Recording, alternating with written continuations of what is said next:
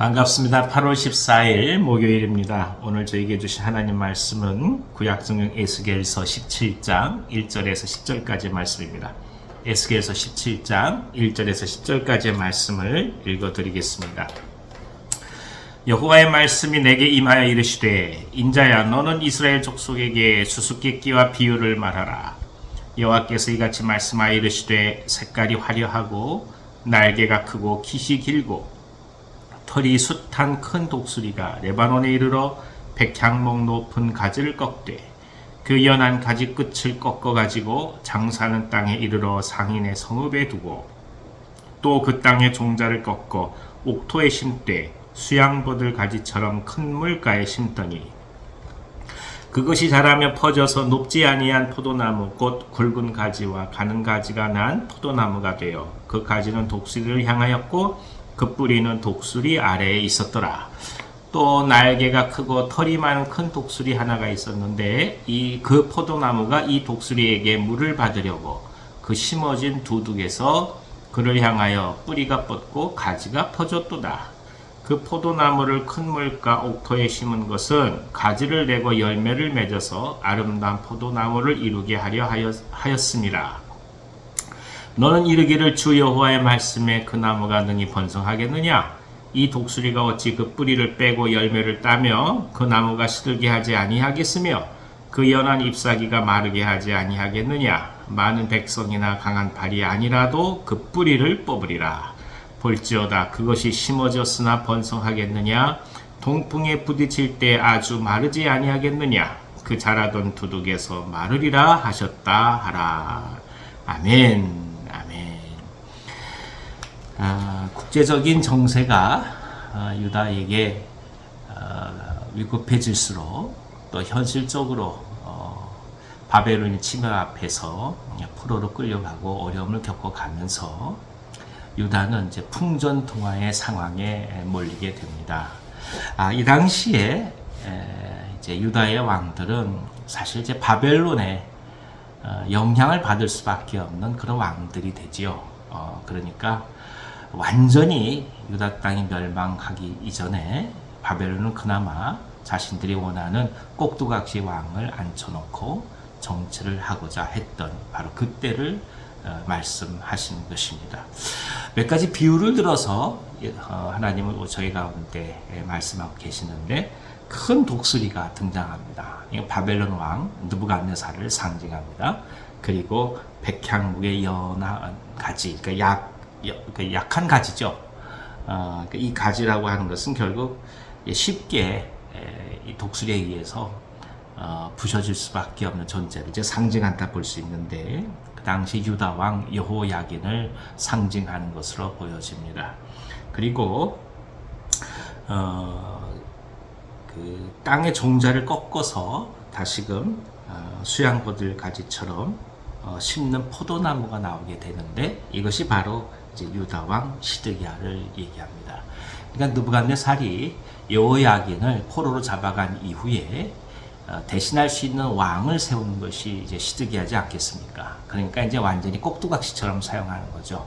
근데 시드기야가 시간이 지나가면서 어떻게든 유다의 회복을 부흥을 이제 도모하고자 합니다. 그 중에 하나 방법이 그 당시에 이제 애굽이 다시금 강성하게 일어나니까 애굽을 의지하고자 했던 것이죠. 이 애굽이 오늘 말씀에는 또 다른 큰 독수리로 이야기가 되고 있습니다. 그러니까 그쪽에 애굽에 의지해서 어떻게든 이스라엘을 유다를 살리고자 하는 마음이 있는데 자, 이 상황을 보고 있었던 애당초 큰 독수리가 이걸 가만히 두겠냐 이 얘기죠.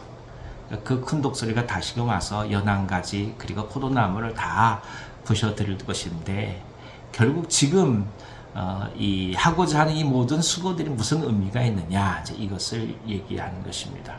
사실 살고자 마지막 지푸라기라도 잡는 심정으로 이제 시드기야는 이 일을 행하지만 결국 이 일로 인해서 유다는 완전히 멸망의 길을 걸어가고 맙니다.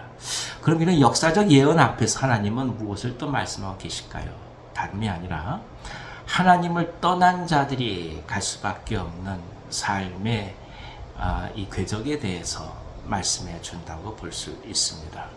우상을 따라가기도 하고 자기가 원하는 것들을 얻으려 하기도 하고 또 필요한 것들을 지혜롭게 가질 수 있다고 하면서 계속해서 도모해 갈 수밖에 없는 인간의 삶이라고 하는 것이 하나님을 떠나게 되면 얼마나 어리석은가 이것을 알게 된다는 거죠. 가혹한 우리가 운명이라고 얘기하는 삶 앞에서 그냥 연한 가지처럼 그렇게 꺾여지고 부셔질 수밖에 없는 것이 인간이라는 것을 얘기하는 것입니다. 역으로 얘기하면 그만큼 우리가 믿고 붙들고 갈 수 있는 분이 하나님밖에 없다라는 것을 알게 하는 것이죠.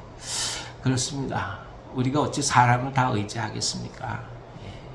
지금 당장 사람을 의지할 수 있겠죠. 그러나 그 사람이 어떻게 끝까지 우리들을 지켜주겠습니까? 그런 거 아닙니다. 힘을 의지하겠습니까? 시간이 지나면 힘은 사라져 가는 것이죠. 마치 늙으면서 노쇠해지듯이 말입니다. 재물을 의지하겠습니까? 재물도 있을 때 재물이지 빠져나갈 때는 상상을 초월할 정도로 빠른 시간에 빠져나가는 것이 재물입니다. 결국 우리가 붙들고 그리고 마음을 줄 수 있는 것은 아무것도 없습니다. 단지 한 가지, 우리 하나님의 사랑, 하나님의 긍휼만을 붙들고 가는 것이죠. 그렇습니다. 하나님께서 우리를 인도해 가십니다. 그분이 우리를 지켜주시고 지금껏 붙들어 오셨습니다. 다른 어떤 것에 흔들리지 마시고 그 모든 유혹의 손길 앞에서 오직 하나님만을 바라보시고 하나님만을 의지해 가면서 오늘 그리스도인의 제자로서의 삶을 한 걸음 한 걸음 걸어가시기를 기원합니다. 우리에게 남은 것은 영원한 약속 아니겠습니까? 하늘나라 아니겠습니까? 이 땅 가운데서 하나님의 나라가 이루어지는 것을 목격하는 거 아니겠습니까?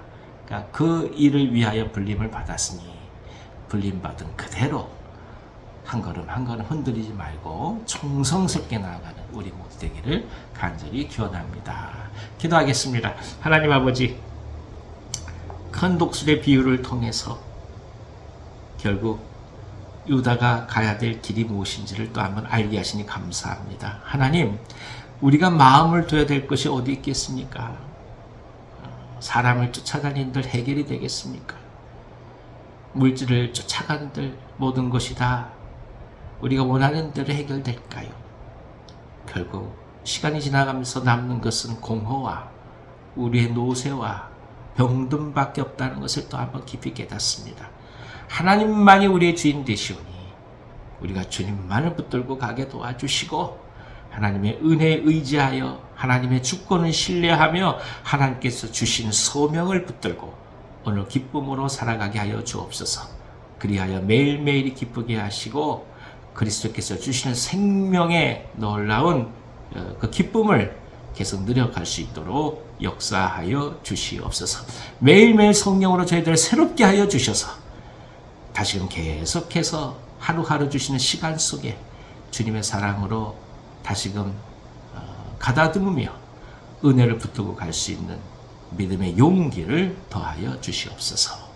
병상 가운데서 기도하는 종들을 지켜주시고 저들의 기도에 응답하여 주셔서 하나님의 손길로 함께 해주시며 회복이 있게 하여 주시고 나음이 있게 하여 주시고 하나님께서 진정한 치유자라는 사실을 우리 모두 가운데 보여주시옵소서. 오늘 하루도 맡기며 나아갑니다. 성령께서 함께 해주옵소서. 예수님의 이름으로 기도하옵나이다. 아멘. 아멘. 오늘 하루도 기쁨 가운데서 승리하시기 바랍니다.